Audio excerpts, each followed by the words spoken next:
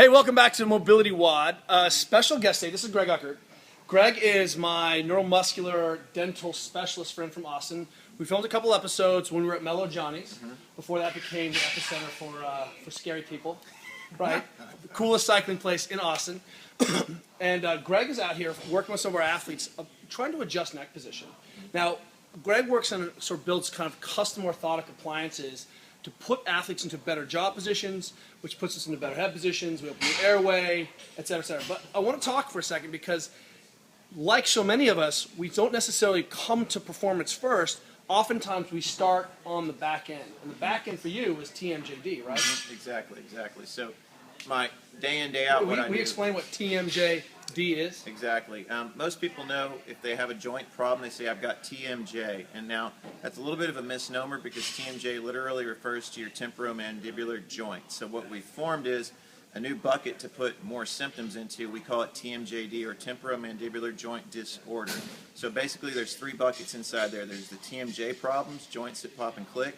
There are muscle myositis issues, people showing up with headaches, neck aches, low back pain, things like that. And then there's another bucket that holds neurologic problems like head positions forward. Some people fall asleep at night and they fall asleep, but so do their arms. Or maybe your hips begin to tilt because your bite's off and you get sciatica. So there's several things in there. That seems crazy, but you sent me a great study of malocclusion in the rat. Yeah. Rat, I mean, so much of that rat jaw is attached to its musculature. Yep. They put in a weird bite.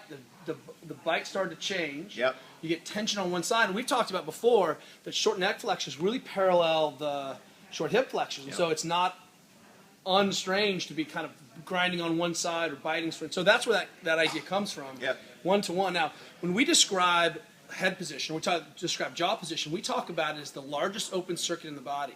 Is that we want to create a position of stability, then create a position of force, which is sort of our definition of good functional movement. I can still create a lot of force from that open position, which we talk about as valgus knee strain. The knee is not stable, it becomes unstable. I can still generate a lot of force there until I can't. Well, the head's anterior system that stabilizes it is all trapped in this neck musculature, and all that short neck musculature goes right to the hyoid and then to the jaw, right? Not to mention the dysfunction here. So if I, for suddenly, am a modern human sitting at my computer, people don't think, oh, sure, I've lost this position, but it's also going to impact this forward head on neck position, which we are killing people about. One of the reasons we like to stand up.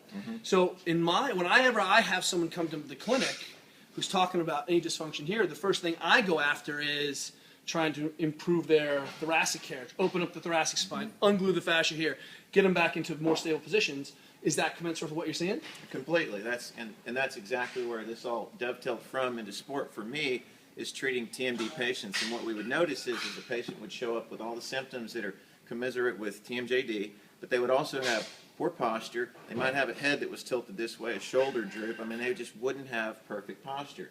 We could give them a good bite, give them a good appliance that gave them a good bite, and all of a sudden we would see those things change. And that's because my jaw self-assembles in the womb, but my functional bite isn't necessarily the optimal length-tension relationship of my jaw musculature, right? We're all born, you don't see infants that are misaligned and have shoulder droops and heads cocked over here.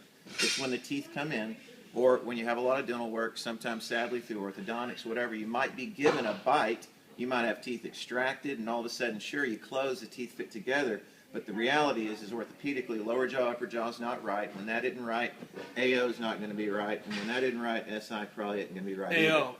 The atlas occipitus. The atlas is the top vertebrae that holds the skull, and if the bite's off, the AO joint's going to be off, and if the AO usually is off, then so is going to be the SI. So we talk about the triad. We want the bite, AO, and SI to be aligned. If we do that, we get stability, and we get a bite that comes together 3,000 times a day that doesn't drive the head this way, but keeps it up here. Neutralizes, turns off, and then gets the patient to a more functional position. Now, one of our hypotheses we talk about all the time is restore position, restore function, improve position, improve function. And one of the things about MobilityWOD that I like is that as we continue to span out, this model fits continuously with how we're treating patients and how we work with Olympians. So if someone is having dysfunction in the jaw, we see poor jaw mechanics, poor alignment, we're able to try to treat that and realign that, and we see what happens. We see their functionality increase greatly. Okay, what's going to happen is if you have misalignment in an athlete, you're going to still power through that misalignment to produce whatever outcome you're trying to get, whether it's a rower, a weightlifter, a cyclist. We see people do crazy things with their face. I mean, if you scare someone, they're like, oh! Yeah. What they're really doing is stabilizing their neck right through their jaw. Yeah. Oh, unstable. Or they open the jaw, or they bite. Or what we're really trying to do is create a stable head structure. Exactly. And if you clench into a bad bite, what you're going to do is you're going to go away from good stability. And those have been our cues forever. Bite down on it, bite the bullet, right? Grit your teeth. Yep. I mean, those are our cues Yep. to try to stabilize that short neck flex. And you're trying to close the circuit, but you're closing it into a poor position. So the goal with this is to give the athlete or the patient a better bite that closes the circuit in a good way, relieves the neural tension, and aligns the body optimally so they can perform and function, whatever that may be, whether it's a TMD patient or an athlete. Now, if you know me, I train with a guard because it puts my Yep. jaw, I have a really small jaw, this puts my jaw in a better position. I've been fitted now 3 or 4 times. Yep. And I've continued to change. Now, something that we talk about, and this is a concept from Jill Miller, says that in over 2 years, it takes 2 years to completely remodel your fascia. Yep. And since you've known me, I've changed a lot in my head position. And your body's changed. Your head was forward, it's not anymore. And in my TMD patients, the appliance I make them is a little different, and I see them more frequently. I'm able to adjust as the bite changes so I can get to the end point with that kind of an appliance. Now with the sport guards, because we've refitted you 3 or 4 times, the reason is we give it to you, it's a static bite. We don't adjust it and allow for any drifting anterior of the jaw. You've remodeled, your head's come back up, fascia's turned over, your jaw kept creeping forward. I make those kind of adjustments on my TMD patients on the appliance I give them. With athletes, it just means every year we need a new refit, and eventually you're going to get stable. And now I think the bite you got, you're going to be able to use for a couple of years. Now, I want to talk about, you can experience this. We want you to have a model, even if you don't have this guard, you can't work with a neuromuscular dentist, because you can find these, but find, Rockstar neuromuscular dentist in Austin. But if my cue for my athletes is tongue to the roof of the mouth, Yep. and we actually, if you say that, and then physical therapy school, this is how we treat people. We look at their bad jaw mechanics, tongue mechanics. I want to rest that, and we actually say the word thin. Yep. And if the end of the word thin, your tongue Yep. is the right place, right behind your teeth, Yep. up on your on your hard palate, and that's that tongue lock we've talked about. Is that commensurate with what you understand? Absolutely. I think Thin. what that thin, and we use, we say Emma, Emma. or we say duh. Now it doesn't get the tongue up where you're talking about. What it identifies though is a more restful position of the lower jaw to the upper jaw. I see that. And so we use a little different terminology, but we do use that to try to get to the end point, which is we want the muscles of the head and neck to relax, the jaw to hang there like a hammock between 2 trees, okay? Shouldn't be any tension in the muscle lifting the jaw up. It should be able to relax. Now, I was holding my baby the first time I noticed that some clicking and popping. My first daughter, Georgia, I was sleep deprived as all get out, and I was like over yawning, Yep. and that's why I developed this clonk clonk, Yep. right? Yep. Like, and it's retracted. It doesn't exist anymore. Yeah. What I will say is, we look at this as pain and dysfunction. These tissues get short. We can take one of Jill Miller's soft balls, really work that, strum that, open up this masseter where it gets really, really short. And then we also can work up on the short neck flexors, or in the back here, not the short neck flexors, but some of these extensors right up here, getting a soft ball and just ungluing this, because as that jaw position mechanic changes, go ahead and hinge a little bit for me. He hinges here and this tissue gets really short, fascia gets short. So we can open this fascia, we can open up the thoracic spine, clear up the ribs, head starts to drift back, clear up the internal rotation, open this anterior compartment, and then we can start talking about really what's happening with your jaw, because the jaw is really like the downstream symptom. Yeah. Now, what you'll notice in the back, we talk about what's going on here with Ivan. So first of all, creepy cop mustache, we understand. All right? I like it. So what's going on here is Ivan's being fitted for our appliance, but what we want to use is an example of when he's in this neutral position, what Greg is trying to do is basically get a contraction to start fatigue the jaw musculature and blow out and fatigue some of that trigeminal stuff. What are you doing? Well, this is ultra low frequency 10, 0.76 hertz. Okay, so the reality is we look at it more as a massage unit, and what we're trying to do is relax the muscles so that the lower jaw will assume its restful position. Again, the hammock hanging between the 2 trees. Okay, we want to identify ideal orthopedic lower jaw rest position. And you'll notice that you call it the pink orthotic. People are biting on their tongues all the time. That's what they do. Yep. Which is what they're really doing, is looking for stability, right? Yep, absolutely. And they're trying to give the muscles a little bit of a rest. Because the reality is we don't walk around with our teeth clenched together. We walk around with about 2 millimeters of space. We in dentistry call it freeway space.